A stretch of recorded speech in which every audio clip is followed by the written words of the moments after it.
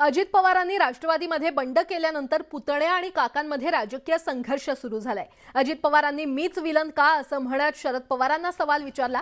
दरम्यान तसंच तुमचं वय 82 वर्ष झालंय, तुम्ही कधी थांबणार आहात की नाही असा अप्रत्यक्ष सवाल अजित पवारांनी शरद पवारांना विचारलाय। यावेळी अजित पवारांनी शरद पवारांनी दिलेल्या राजीनाम्याचा मुद्दा देखील हाती घेतलाय आणि राजीनामा मागे घ्यायचा होता तर तुम्ही राजीनामा दिलाच कशाला असा खोचक टोला अजित पवार यांनी लगावलाय। आमच्यात सरकार चालवण्याची धमक नाही का असा परखड सवालही अजितदादांनी विचारलाय। दरम्यान उलट आजही पवार साहेब माझं दैवत आहेत असंही अजित पवार यावेळी म्हटले।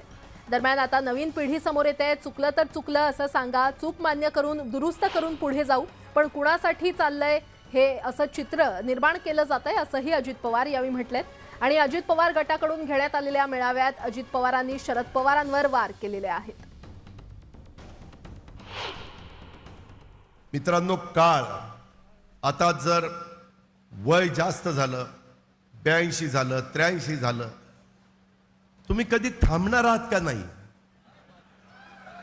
तुम्ही आशीर्वाद द्या ना। त्याच्या संदर्भामध्ये आम्हाला वाटतं तुम्ही शतायुष्य व्हावं। मला लोकांच्या समोर त्या ठिकाणी विलन केलं जातं कळत नाही। काय माझी चूक आहे? ह्या संदर्भामध्ये ह्या सगळ्या गोष्टी होत असताना आजही माझं ते दैवत आहे।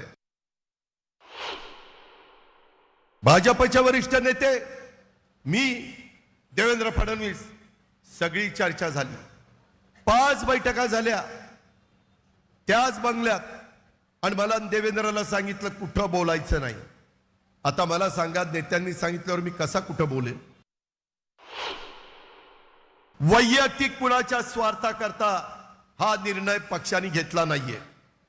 या संदर्भामध्ये इथं सगळे स्टेजवर बसलेले आमदार काही आज उपस्थित राहू शकले नाही, काही दवाखान्यात आहे, काही येऊ शकले नाही, काही तिकडच्या मीटिंगला गेले, असे सगळे आमदार आज पण माझ्या सगळ्या संपर्कात आहे। मी आमदारांना विचारा, कुठल्याही राष्ट्रवादी काँग्रेस पक्षाच्या मी कधी भेदभाव केला नाही। उद्याच्याही काळामध्ये ह्या सगळ्यांची कामं करण्याच्या करता मी भेदभाव करणार नाही। सगळंच आपल्याला मिळालं पाहिजे असा हव्यास कुणी मनामध्ये ठेवता कामा नये। पण 4 खाती जास्त घेऊन, 4 मंत्रीपद जास्त घेऊन आलेली संधी राष्ट्रवादी काँग्रेस पक्षाला उभ्या भारताने बघितलं होतं, संधी आली होती। मी आज तुम्हाला सगळ्यांना सांगतो, 2023 मध्ये ती संधी मिळाली असती तर आजपर्यंत राष्ट्रवादी काँग्रेस पक्षाचाच मुख्यमंत्री तुम्हाला महाराष्ट्रामध्ये दिसला असता। 2 मेला त्याच्या आधीच्या मीटिंग मध्ये की आता मी राजीनामा देतो आणि मी संस्था बघतो, अनिल देशमुख सगळे तुम्ही प्रमुख बसा, आणि ते बसून सुप्रियाला राष्ट्रीय अध्यक्ष करा। आम्ही तयार झालो, तेही आम्हाला मान्य होतं। मित्रांनो, पुन्हा 2 दिवसात काय घडलं कुणास ठाऊक। त्याच्यातनं सांगितलं की आता मी मागे घेतो राजीनामा। राजीनामा मागे घ्यायचा होता तर दिला कशाला, तेही मला कळलं नाही।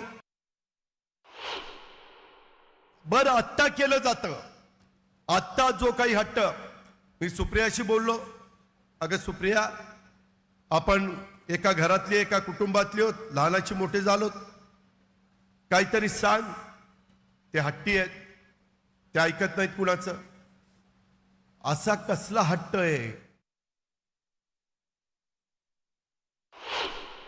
का आमचा आदर आहे, मी म्हणतो खरंच आदर आहे, पण हे कुठंतरी महाराष्ट्रातल्या जनतेला पण कळलं पाहिजे। आता सांगितलं की काही काही आमदारांना बोलून घेतलं जातं, ते भेटले नाही तर त्यांच्या पत्नीला फोन केला जातो, त्यांना भावनिक बनवलं जातं।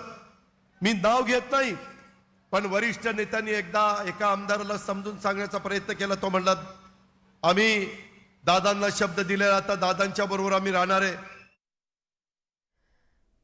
पुढची बातमी पाहूयात. नाशिकमध्ये होणाऱ्या शासन आपल्या दारी या उपक्रमासाठी मुख्यमंत्री एकनाथ शिंदे, उपमुख्यमंत्री देवेंद्र फडणवीस आणि उपमुख्यमंत्री अजित पवार उपस्थित राहणार आहेत. आतापर्यंत विरोधात दिसणारे अजित पवार, शिंदे आणि फडणवीस पहिल्यांदाच एकत्रितपणे स्टेजवर दिसणार आहेत. 8 जुलै रोजी तपोवन परिसरातील मैदानात या कार्यक्रमाचे आयोजन करण्यात आलंय आणि या कार्यक्रमासाठी जिल्हा प्रशासन देखील आता तयारीला लागले.